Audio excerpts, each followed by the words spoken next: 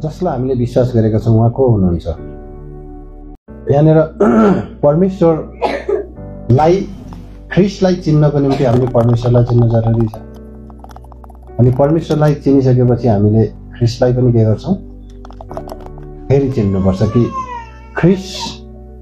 ख्रिस्टको सम्बन्ध परमेश्वर गड भन्ने कुरासँग ख्राइस्टको सम्बन्ध चाहिँ के छ? यो कुरालाई तपाईँ हामीले जान्नुपर्छ। हामीले विश्वास गरेका हाम्रा प्रभु येशू मसीह बुझि नसक्नुका अर्थात् जानि नसक्नुका, जसको विषयमा चाहिँ परमेश्वरको दास पावलले पनि कति अवस्थामा जानेरै नसकिने त्यो ज्ञानको विषयमा चर्चा गरेको हामीले पाउँछौँ। 11 अध्यायको 33 पद।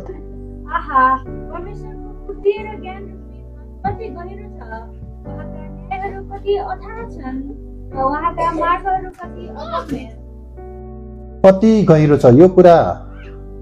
कति कुराहरू चर्चा गर्दै गर्दा परमेश्वरको दासले अकस्मात भनेर आहा भनेर भन्छन् क्या उनले।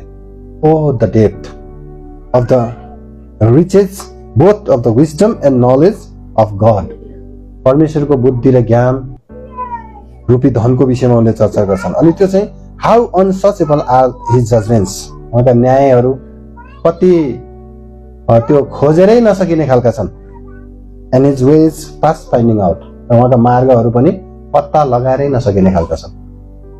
उहाँको विषयमा चाहिँ हामीले एउटा एङ्गलबाट हामीले वर्णन गर्दै जाँदाखेरि फेरि त्यताबाट कोही चुक हुन जान्छ, फेरि अर्को एङ्गलबाट वर्णन गर्दै जाँदा फेरि त्यहाँ पनि केही चुक हुन जान्छ।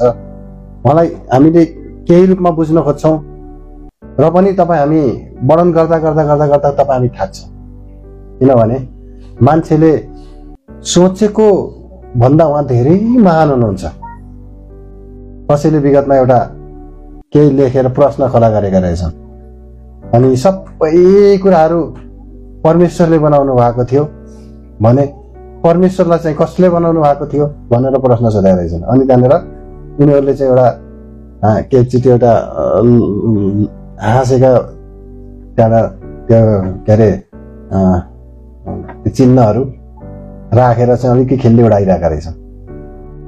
के थाहा उनीहरूलाई परमेश्वरको कहिले सुरु नै थिएन अनि उहाँको कहिले अन्त्य हुनै सक्दैन। अनादिकालदेखि अनन्तकालसम्म तपाईँ नै परमेश्वर हुनुहुन्छ। कहाँ लेखेको छ? भजन सङ्ग्रह 90:2।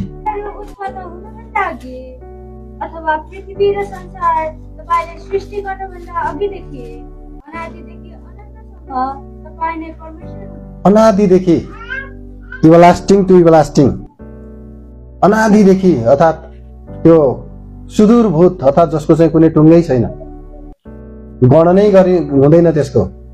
किनभने उहाँ जहिले पनि हुनुहुन्थ्यो। करोडौँ वर्ष पहिला पनि हुनुहुन्थ्यो, अरबौँ वर्ष पहिला पनि हुनुहुन्थ्यो, खरबौँ वर्ष पहिला पनि हुनुहुन्थ्यो। ती सबै कुराहरू गन्न सकिएलान्। एकको पछाडि जतिवटा जिरो लगाए पनि तिनीहरू चाहिँ एउटा हिसाबमा ल्याउन सकिएला। तर परमेश्वरको वर्षको सुरुहरू थिएन, किनभने उहाँ त समयभन्दा पनि पहिला हुनुहुन्थ्यो। अनि जहिले हुनुहुन्थ्यो त्यहाँभन्दा पनि उहाँ पहिल्यै हुनुहुन्थ्यो। त्यसको कुनै सुरु नै छैन। त्यसको मतलब परमेश्वरलाई कसैले सुरु गरेको पनि होइन, उत्पत्ति भएको पनि होइन। परमेश्वर नभएको त्यस्तो कुनै समय नै थिएन। परमेश्वर नभएको कुराको कुनै कल्पनै गर्न सकिँदैन। किनभने कुनै पनि कुराको अस्तित्व हुनुभन्दा अगाडि पनि परमेश्वर हुनुहुन्थ्यो। कुनै पनि चिज अस्तित्वमा आउनुभन्दा अगाडि, कुनै पनि चिज छ भनेर त्यसको पहिचान आउनुभन्दा अगाडि नै उहाँ हुनुहुन्थ्यो। उहाँको पहिचान चाहिँ सधैँ थियो। त्यसै कारण त्यसको कुनै टुङ्गै छैन। यस्तो पनि होला र भनेर हामीले सोच्यौँ भने हुन्छ। किनभने उहाँले सृष्टि गरेको चिजको त टुङ्गो छैन। यो आकाश त छ भन्ने कुरा तपाईँहरूलाई थाहा छ कि छैन? आकाश छ कि छैन? हेमन्तलाई आकाश छ?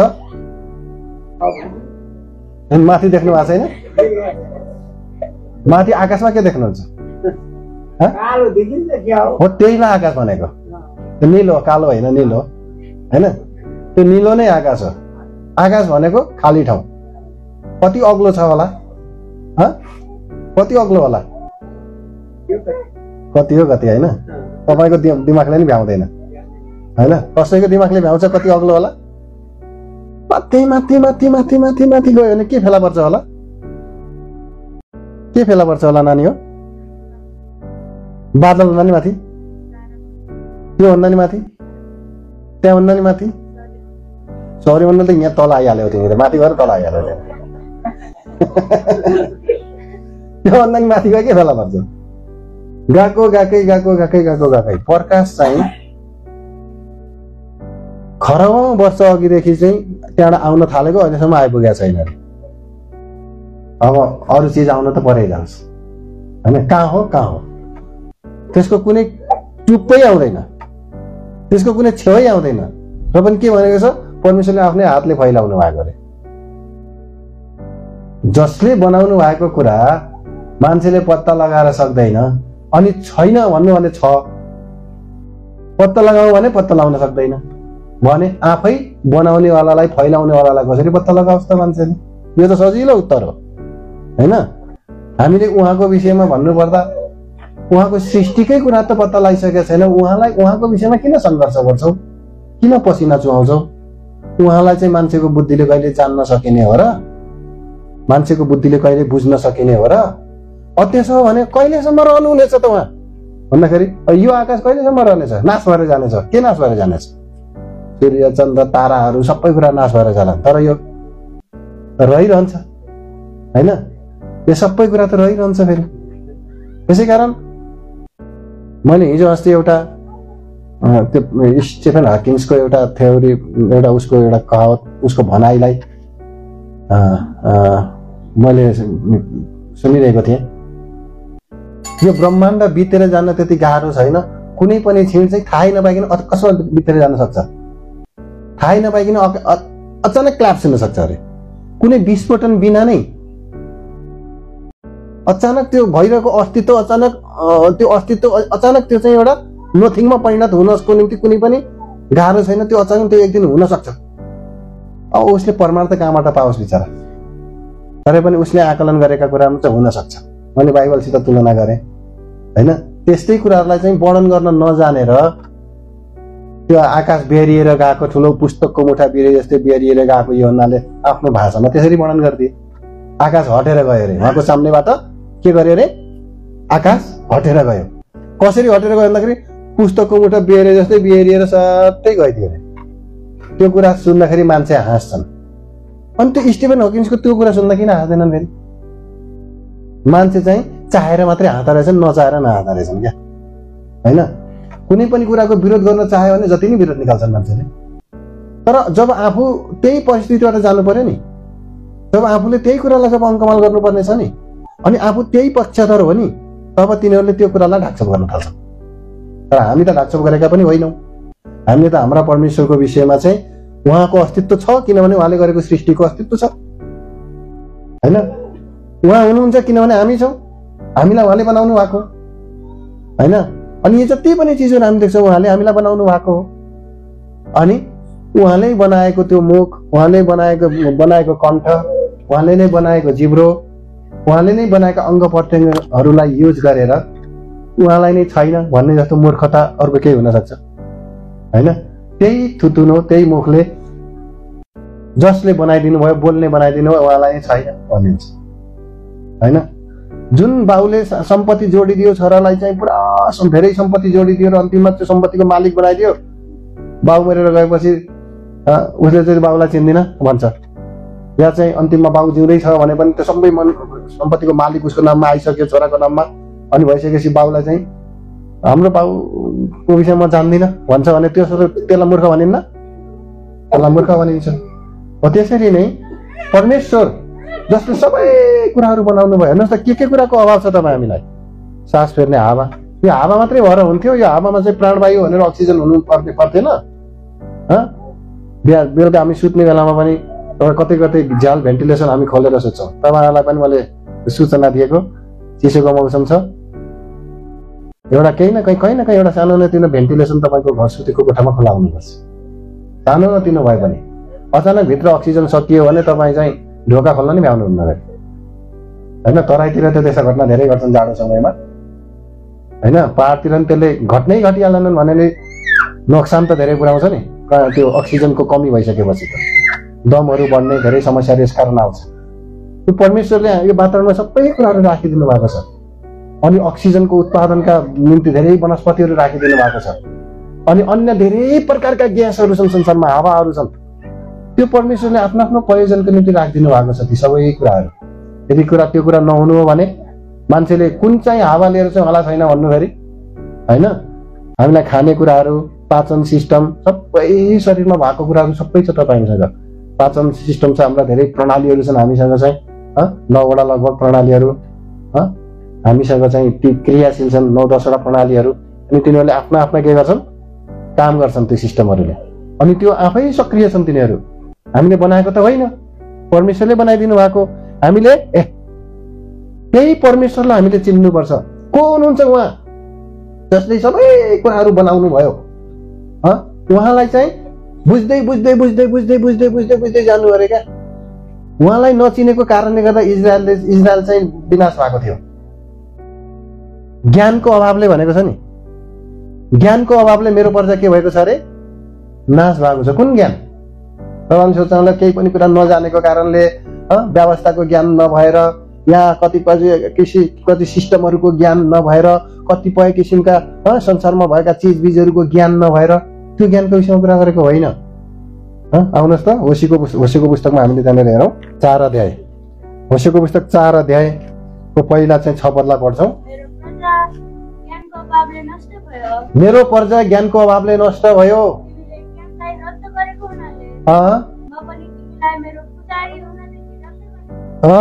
म पनि तिमीलाई मेरो पुजारी हुनदेखि नष्ट रद्द गर्नेछु।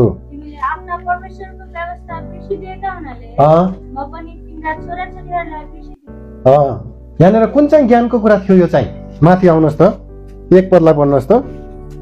इस्राएलीहरू हो, परमप्रभुको वचन सुन, किनकि यस देशका बासिन्दाहरूसँग परमप्रभुको एउटा मुद्दा छ।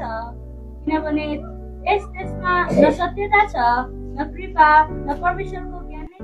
न परमेश्वरको ज्ञान नै छ हैन। यहाँ चाहिँ here the word of the lord, ye children of Israel, for the Lord hath a controversy। मुद्दा लेखेको रहेछ नेपालीमा। मुद्दा भन्ने कुरालाई हामीले लडाई झगडातिर नलगाऊ। त्यो एउटा परमेश्वरको एउटा सवाल छ, कन्ट्रोभर्सी छ त्यहाँ। एउटा चाहिँ परमेश्वरको के आरोप, के विवाद, ठिक नेपाली अर्थ विवादै हुन्छ कन्ट्रोभर्सीको। अर्कै के शब्द हुन्छ जस्तो लाग्छ। जस कन्ट्रोभर्सी त्यहाँनिर परमेश्वरको चित्त नबुझेको कुरा र उनीहरूसँग चित्त नबुझेर केही कम्प्लेन गर्ने कुरा, या तिनीहरूसँग चाहिँ परमेश्वरको यो एउटा मुद्दा छ, या एउटा यो असन्तुष्टि छ परमेश्वरको। With the inhabitants of the land, त्यस देशका मानिसहरूसँग। Because there is no truth, त्यहाँनिर सत्यता छैन। नो मर्सी, त्यहाँनिर दया पनि छैन। सत्यतालाई नि बिर्से, दयालाई पनि बिर्से, निष्ठुर भए मान्छे जाति। किन? No knowledge of God in the land, किन न त्यो देशमा परमेश्वरको ज्ञान नै छ। परमेश्वरलाई गहिराईमा नचिनेपछि मान्छे छाडा हुन्छन्, मान्छे चाहिँ लापरवाही हुन्छन्। कसैले नदेखेर पनि ईश्वरले देख्नु भएको छ भन्ने कुरा कमसे कम भित्र छ भने मान्छे गल्ती गर्नको निम्ति अगाडि सर्छ? सर्दैन। मान्छेको आँखामा छारो हाल्न संसारमा सजिलो होला। चोरहरूले मान्छेको आँखामा छारो हालेर चोर्छन्, बदमासहरूले मान्छेको आँखामा छारो हालेर बदमासी गर्छन्। तर परमेश्वरको आँखामा कसैले छारो हाल्न सक्छ? या कसैले परमेश्वरलाई छल्न सक्छ? कसैले परमेश्वरलाई धोका दिन सक्छ? या परमेश्वरको अनजानमा या परमेश्वरकोलाई थाहा नदिइकन कुनै पनि गल्ती कसैले गर्न सक्छ? कसैले पनि यो कुरा गर्न सक्दैन, किनभने परमेश्वरलाई थाहा नभएको त्यस्तो केही कुरा पनि हुँदैन। सबै कुराहरू परमेश्वरले एकैचोटि जान्नुहुन्छ। अहिले हामी जुम्लामा यहाँ जति विश्वासीहरू जम्मा भएका छौँ, हामी सबैको विषयमा परमेश्वरले जान्नुहुन्छ। तपाईँले मनमा के सोच्नु भएको छ म भन्न सक्छु? अर्काले के सोचिरहेको छ तपाईँ भन्न सक्नुहुन्छ? तर तपाईँले के सोच्नु भएको छ प्रभुले भन्न सक्नुहुन्छ। एउटाको विषयमा सोचिरहेको होला, अर्काको विषयमा परमेश्वरले सोच्न सक्नुहुन्छ सक्नुहुन्न? अर्काको विषयमा पनि सोच्न सक्नुहुन्छ। अर्काको विषयमा सोचेको बेला अर्काको विषयमा सोच्न सक्नुहुन्न। यो जुम्ला यहाँ भएका सबै मान्छेको मनलाई एकैचोटि उहाँले रिड गर्न सक्नुहुन्छ, एकैचोटि, same time, in same time, एउटै समयमा। He can read your mind, your all minds, सबैका मगजहरू या सबैका दिमागहरू अनि सबैका विचारहरू एकैचोटि परमेश्वरले पढ्न सक्नुहुन्छ। अब यहाँका मान्छेको मात्रै, त्यतिखेर नेपालगञ्जमा त्यो अर्को नेपालगञ्जका ती मानिसहरूले के गरिरहेका छन् कि सबैको पनि, विश्वासीको मात्रै, विश्वास नगर्नेहरूको पनि। अनि त्यसपछि नेपाल त एउटा सानो देश, भारतको सबैभन्दा संसारमा धेरै जनसङ्ख्या भएको देश, लगभग कति छ त्यहाँको जनसङ्ख्या? 1.5 अर्ब है, 150 करोड है, लगभग त्यहाँको जनसङ्ख्या छ। संसारकै सबैभन्दा ठुलो जनसङ्ख्या, सेकेन्डमा चाहिँ चाइना छ। त्यहाँका ती सबै मान्छेहरूको हृदयलाई एकैचोटि उहाँले पढ्न सक्नुहुन्छ। ल भन्नुहोस् त, यो कस्तो खालको माइन्ड होला परमेश्वरको। अब यो नेपाल र भारतका मात्रै, त्यतिखेर नै अमेरिकामा भएका मानिसहरू, रसियामा भएका मान्छेहरू, मदर्स कन्ट्री इङ्ल्यान्डमा भएका मान्छेहरू, ती सबका माइन्डहरूलाई, तिनीहरूको मनहरूलाई, तिनीहरूको दिमागमा भएका सम्पूर्ण कुराहरूलाई एकैचोटि उहाँले कसले के भनिरहेको छ, के सोचिरहेको छ, उहाँले एकैचोटि पढ्न सक्नुहुन्छ। उहाँको दिमाग कहिले ह्याङ हुँदैन।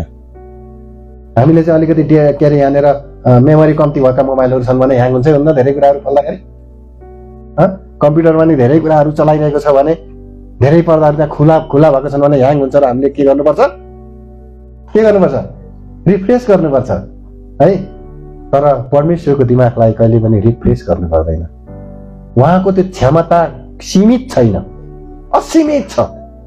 अनि यति ठुलो कुरा, एउटा सुपर कम्प्युटरले नि यति ठुलो चाहिँ के गर्न सक्दैन, यति ठुलो कुरा एकैचोटि रिड गर्न सक्दैन।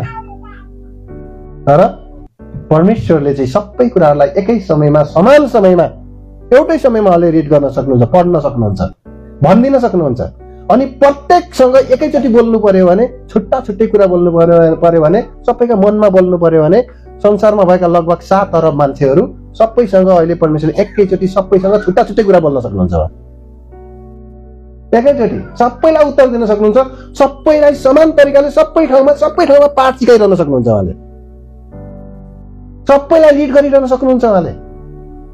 हजारौं लाखौं विश्वासीहरू छन्, ती सबै विश्वासीहरूलाई एकै समयमा उहाँले देखिरहनु भएको छ र उनीहरूलाई चाहिँ सचेत पनि गरिरहनु छ र उनीहरूसँग बात पनि गरिरहनु भएको हुन्छ। यदि मान्छेले सुन्न चाहन्छ भने उहाँले सबै कुरा एकैचोटि गर्नुहुन्छ। त्यो मात्रै हो र यी सबै ब्रह्माण्डका मुभमेन्टहरू, जति चलायमान पिण्डहरू छन्, ती सबै कुराहरूलाई पनि उहाँले एकैचोटि त्यसको निगरानी र सिस्टमलाई चाहिँ कायम राख्न सक्नुहुन्छ।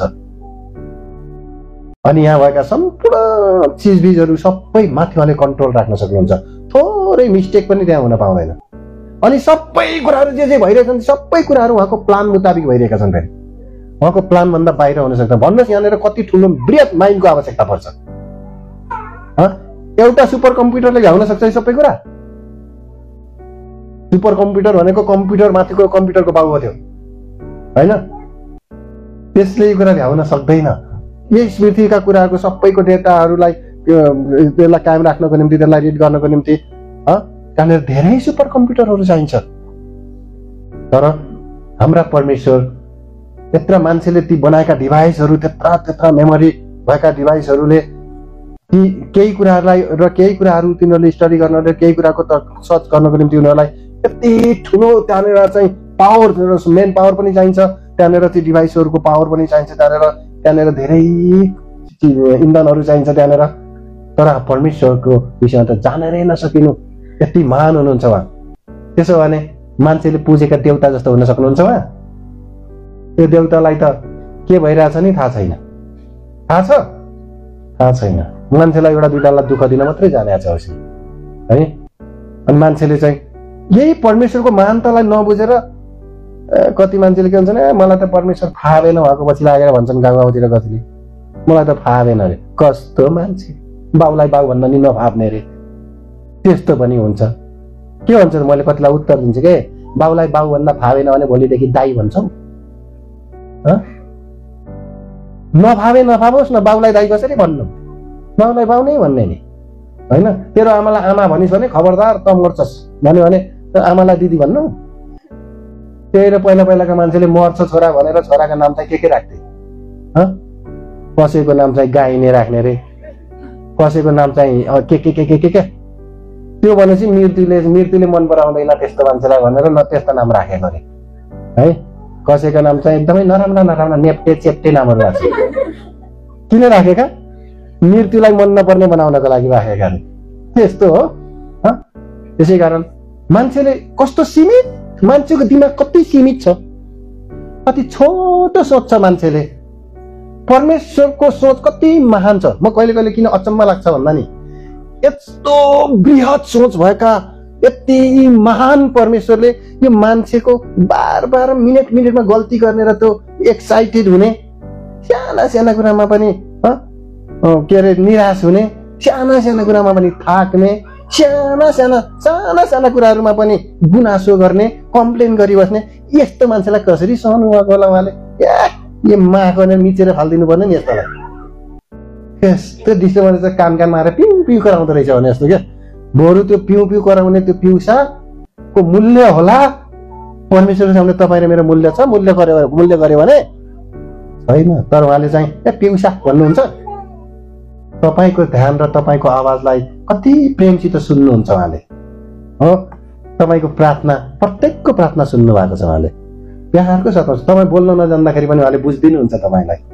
तपाईँको चित्त दुख्दाखेरि त तपाईँलाई फेरि पछाइरहनुहुन्छ, यसको चित्त दुख्यो, ओहो यसको मन दुखाएर आज सङ्गतिमै आएन, फेरि अर्कोलाई मतलब मन दिनुहुन्छ, जातलाई भिजिट गर।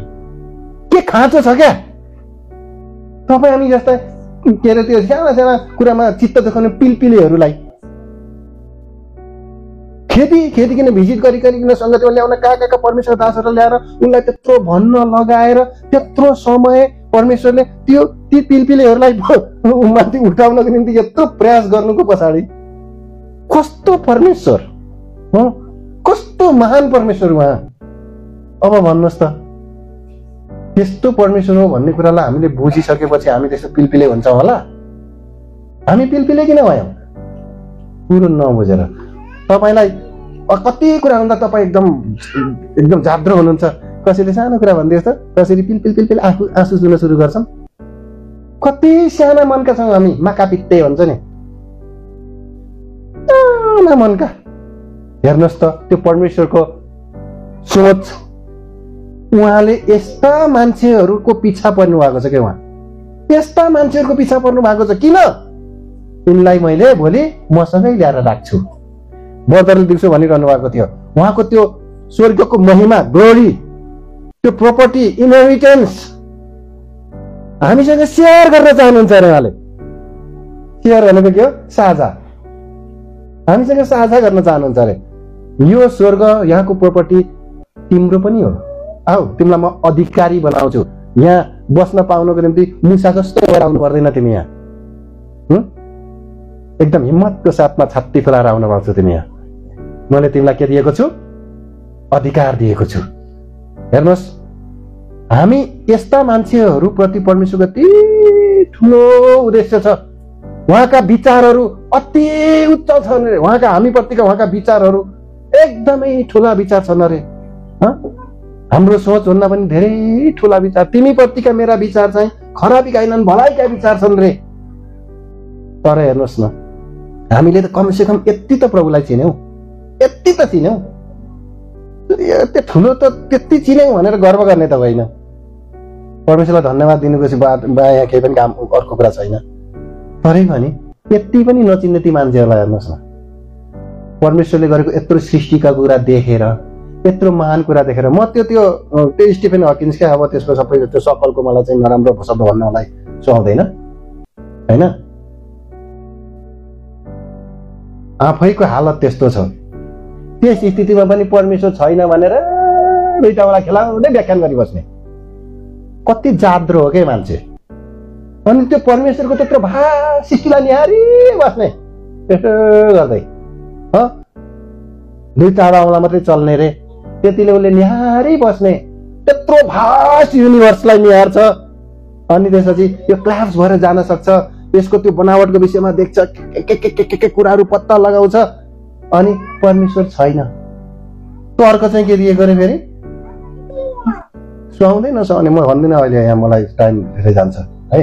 त्यस्ता त्यस्ता तर्क दिँदै बसिरहन्छन्। अरू धेरै विद्वानहरूको हेर्नुहोस् न चालमाल। त्यसै कारण बाइबलले के भन्छ, तिनीहरूले आफ्नो मगजमा चाहिँ परमेश्वरलाई राख्नै चाहेनन्, रिटेन गर्नै चाहेनन् अरे क्या, राख्नै चाहेनन् अरे। आउनुहोस् त रोमीको पत्रीमा, जान्नै चाहेनन् तिनीहरूले, परमेश्वरको ज्ञान प्राप्त गर्नै चाहेनन् तिनीहरूले भनेर भनेको छ त्यहाँ verse 28। त्यसरी तिनीहरूले आफ्नो ज्ञानमा परमेश्वरलाई राख्न चाहेनन्। यसरी नै नसुहाउँदा कामहरू गरून् भनेर परमेश्वरले तिनीहरूलाई भ्रष्ट भएको मनको बसमा रिटेनलाई चाहिँ खास नेपालीमा के भन्छ बाबु? राख्न चाहेनन् भनेर त्यहाँ अनुवाद गरिएको छ। त्यो खास राख्न भन्ने अर्थले त्यति खुल्दैन जस्तो लाग्छ मलाई है। मैले पहिला यसको धेरै अर्थहरू खोजेको थिएँ, अहिले ती शब्दहरू मैले बिर्सेछु है। तिनीहरूले आफ्नो दिमागमा राख्नै चाहेनन्, स्थान दिनै चाहेनन् अरे क्या।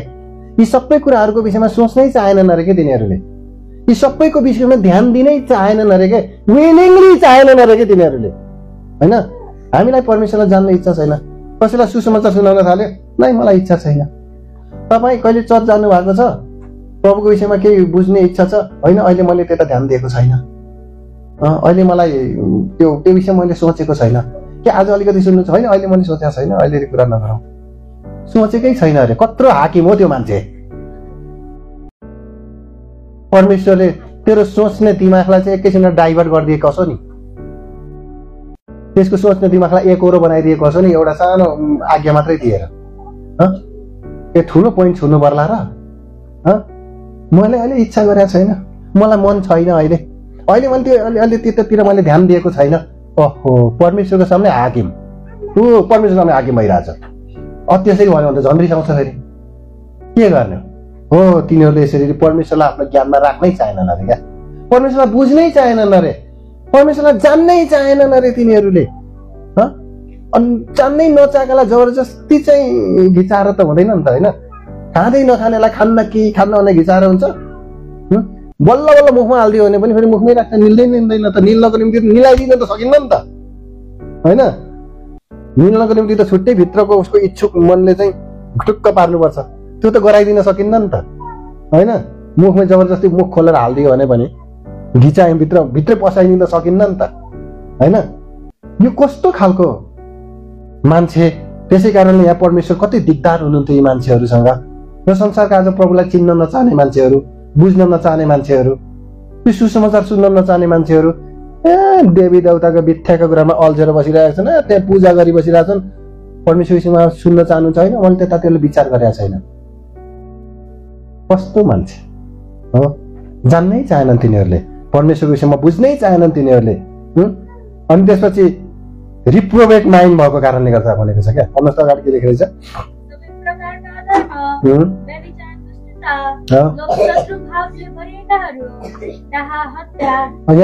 28 को तल्लो खण्ड के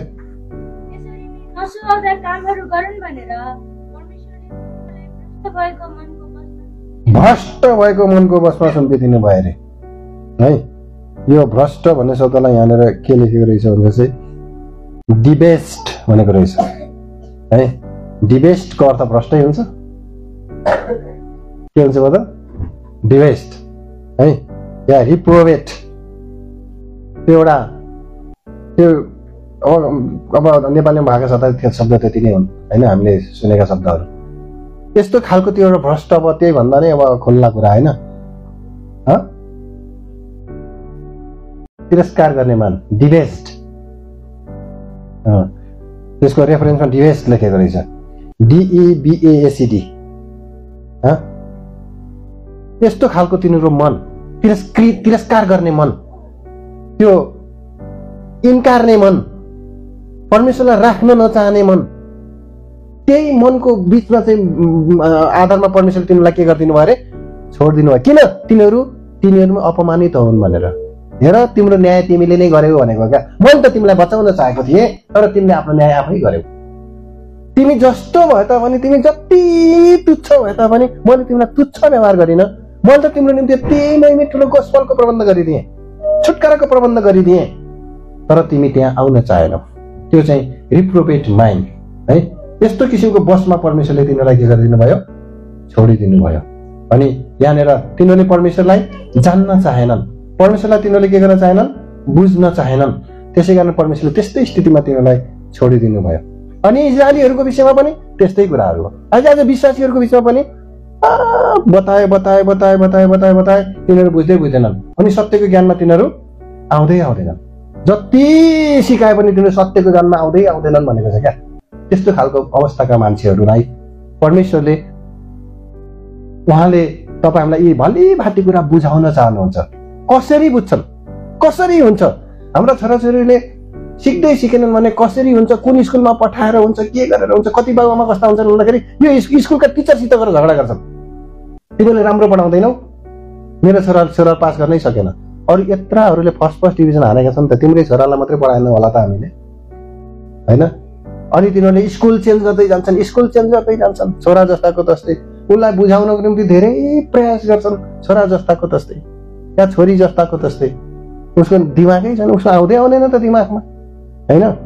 तरै पनि प्रयास गर्न छोड्छन् बाबुआमाले। अनि धेरै तालिमहरू दिएर धेरै ठाउँमा पुर्याएर भए पनि कतिलाई चाहिँ परमेश्वरले के गर्नुहुन्छ? के अरे हाम्रो बाबुआमाले के गर्छन्? छोराछोरीलाई बुझाउने प्रयास गरिरहेका हुन्छन्। त्यसरी नै तपाईँ हामीले चाहिँ कतिको बुझिरहेका छौँ? आज परमेश्वरले यस्ता मिटिङहरू राखेर तपाईँ हामीलाई बुझाउनको निम्ति धेरै प्रयास गरिरहनु भएको छ। तपाईँ हामीलाई सम्झाउनको निम्ति, तपाईँ हामीलाई चाहिँ बताउनको निम्ति, तपाईँ हामीलाई सिकाउनको लागि परमेश्वरले धेरै धेरै के गरिरहनु भएको छ? प्रयास गरिरहनु भएको छ। र पनि तपाईँ हामीले के गरिरहेका छैनौँ? सिकिरहेका छैनौँ है। तरै पनि परमेश्वरले छोड्नु भएको छैन। सङ्गतिहरू तय भइरहेका छन्, फ्यामिली प्रेयरहरू हुन्छन्, यस्ता सङ्गतिहरू हुन्छन्, साप्ताहिक सेवकाईहरू हुन्छन्, कटेज मिटिङहरू राखिन्छ, प्रेयर मिटिङहरू राखिन्छ, बिचबिचमा यस्ता सेवकाईहरू राखिन्छन् है। यस्तो बेलामा हामीले धेरै सुन्ने, बुझ्ने, धेरै मनन गर्ने मौकाहरू हामीले पाइरहेका हुन्छौँ। यो चाहिँ परमेश्वरले तपाईँ हामीसँग नथाकिकन परमेश्वरले के गरिरहनु भएको? तपाईँ हामीलाई चाहिँ बुझाउनको निम्ति उहाँले के गरिरहनु भएको छ? प्रयास गरिरहनु भएको छ। अब परमेश्वरलाई तपाईँ हामीले चाहिँ त्यो परमेश्वरको ज्ञानलाई, परमेश्वरलाई चिन्ने ज्ञान क्या, जसको विषयमा पावलले धेरै ठाउँमा यो कुरालाई चाहिँ धेरै ठाउँमा पावलले चाहिँ यो कुराको सुझाव दिन्छन् कि हामी परमेश्वरलाई चिन्ने ज्ञानमा चाहिँ कसरी के गर्नुपर्छ? बढ्नुपर्छ। अनि परमेश्वरलाई चिनेर तपाईँ हामी कस्तो हुनुपर्छ? एकदमै त्यो उहाँबाटका आशिषका भागीदारहरू तपाईँ हामी बन्नुपर्छ। उहाँलाई नचिनिन्जेलसम्म हामी त्यस कुराको के गर्न सक्दैनौँ? हामी त्यसरी त्यो कुराको आशिष हामीले पाउन सक्दैनौँ। यहाँनिर पावलले कति ठाउँमा चाहिँ उनीहरूलाई इजरायललाई बताउनको निम्ति धेरै प्रयासहरू उनले गरे। धेरै प्रयास गर्दाखेरि पनि तिनीहरूले के गर्न सकेनन्? बुझ्न सकेनन्। र उनलाई चाहिँ कतिचोटि छुट्टै तरिकाले उनी प्रस्तुत भए र कति ठाउँमा चाहिँ उनी एकदम सामान्य तरिकाले प्रस्तुत भए ताकि तिनीहरूले सजिलै तरिकाले बुझुन् भनेर। तरै पनि उहाँको विषयमा चाहिँ ज्ञानको अभाव चाहिँ उनमा थिएन। एउटा पद पढाउँदा आउनु त, 2 Corinthians chapter 4 verse 6।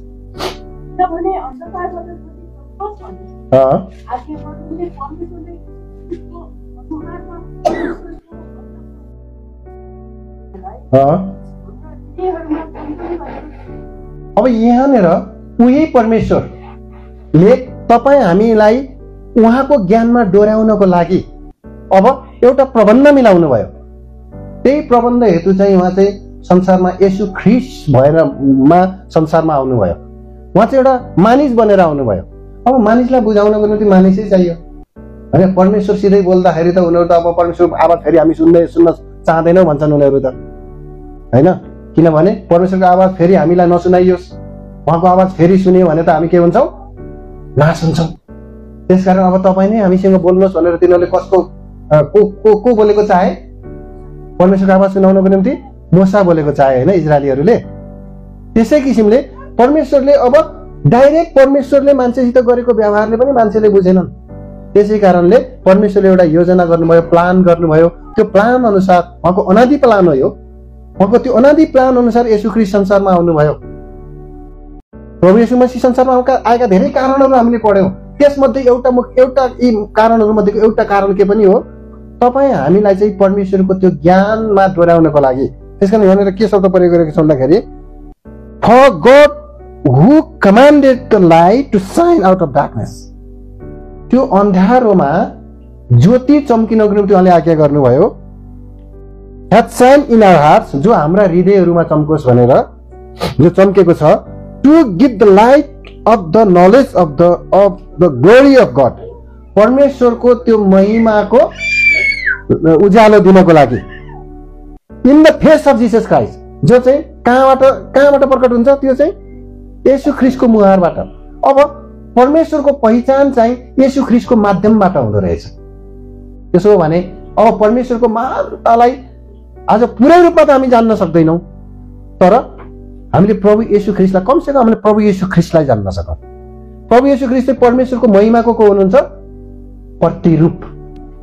प्रत्येक सृष्टिका सबै प्राणीहरूमा चाहिँ अझै पहिलो उठा अनि परमेश्वरको प्रतिरूप हुनुहुन्छ. त्यसैकारण अब हामीले प्रभु येशू ख्रीष्टमा त्यो परमेश्वरत्वलाई देख्न सक्नु. मैले अस्ति तपाईँलाई बताइरहेको थिएँ हिजो कि परमेश्वरको कसरी यहुदा के अरे कसले चाहिँ थोमसले कसरी उहाँलाई चाहिँ अन्तिममा गएर चिन्यो. उहाँले त्यो कुरालाई इन्कार गर्नु भएन है. चेलाहरूले चिने कि उहाँ परमेश्वरबाट निस्केर आउनु भएको थियो भन्ने कुराहरू. अनि उहाँ फेरि परमेश्वरमै सामेल हुनुहुनेछ एक दिन. प्रभु येशू मसीह एक दिन परमेश्वरमै सामेल हुनुहुनेछ. त्यसै कारण आज हामीले सहन सक्ने क्षमतामा उहाँ प्रस्तुत हुनुभएको छ. परमेश्वरलाई डाइरेक्ट अब हामीले फेस गर्न सक्दैनौँ. जसरी इजरायलीहरूले त्यो सिनाई पर्वतमा परमेश्वरको उपस्थितिमालाई तिनीहरूले के गर्न सकेनन्, सामना गर्न सकेनन्, फेस गर्न सकेनन् र तिनीहरूलाई पहाड नछुनु भनेर भनियो, नत्र त तिनीहरू नाश हुनेछन्. अनि उनीहरू पछि पापमा पतन भएर गए. पछि गएर तिनीहरूले त्यो ढुङ्गाका पाटीहरू पनि खाली तिनीहरूको बिचमा ल्याउँदाखेरि तिनीहरूले फेस गर्न नसक्ने अवस्था थियो. त्यसकारण ढुङ्गाका पाटीहरूलाई पनि केमा हालेर ल्याइयो? सन्दुकमा हालेर ल्याइयो. किनभने अब उहाँको हातले लेखेका ती पाटीहरू पनि तिनीहरूले फेस गर्न सक्दैनन्. के कारण रहेछ भन्दाखेरि उनीहरूको निश्चयता, उनीहरूको त्यो के अरे त्यो अब त्यो कमजोरीपन, उनीहरूको दुर्बलता, यस कुरामा चाहिँ उनीहरूले परमेश्वरलाई फेस गर्न नसक्ने अवस्था हुँदो रहेछ. आज पनि हामीले यसकारण परमेश्वरलाई देख्न सक्दैनौँ. किन? परमेश्वर अदृश्य परमेश्वर हुनुहुन्छ. हाम्रो आजको अवस्थामा अदृश्य हुनुहुन्छ, तर उहाँ बिल्कुलै अदृश्य होइन. उहाँ देख्न नसकिने परमेश्वर होइन. स्वर्गदूतले नि उहाँलाई देखेका छैनन्. किन देखेका छैनन्? परमेश्वर स्वर्गदूत स्वर्गमै छन् र उनीहरूले परमेश्वरलाई देख्छन् होइन. परमेश्वरको मुहारलाई तिनीहरूले निहार्छन् है. उनीहरूले दिनरात परमेश्वरको मुहारलाई निहार्न पाउँछन्. भोलि हामीले पनि परमेश्वरको मुहारलाई निहार्न पाउनेछौँ, तर आज होइन. किनभने हामी चाहिँ अहिले पतित अवस्थामा छौँ. पापमा पतित अवस्थामा भएको कारणले गर्दा आज हामीले परमेश्वरलाई यी आँखाले देख्न सक्दैनौँ. भोलि जब हामी परिवर्तन हुनेछौँ, परमेश्वरले हामीलाई ती आँखा दिनुहुनेछ, ती चाहिँ स्वर्गीय आँखा, अविनाशी आँखा, जुन आँखाद्वारा हामीले परमेश्वरलाई के गर्नेछौँ? देख्नेछौँ. तिनीहरूले उहाँको मुहार देख्नेछन्. प्रकाशको पुस्तकमा आएर भनेको छ होइन. तिनीहरूले उहाँको मुहार देख्नेछन्. त्यहाँ रात हुने छैन. अनि तिनीहरू आफ्ना परमेश्वरसँग सधैँ सँगै हुनेछन्. हामी पनि परमेश्वरसँग सधैँ सँगै हुनेछौँ जब हामी उहाँ कहाँ पुर्याइनेछौँ. त्यो माध्यमलाई तयार पार्नको निम्ति येशू ख्रीष्ट संसारमा आउनुभयो. परमेश्वरबाट निस्केर आउनुभयो. हामीले देख्न सक्ने भएर आउनुभयो. जसको विषयमा चाहिँ यूहन्नाले के भन्छन्?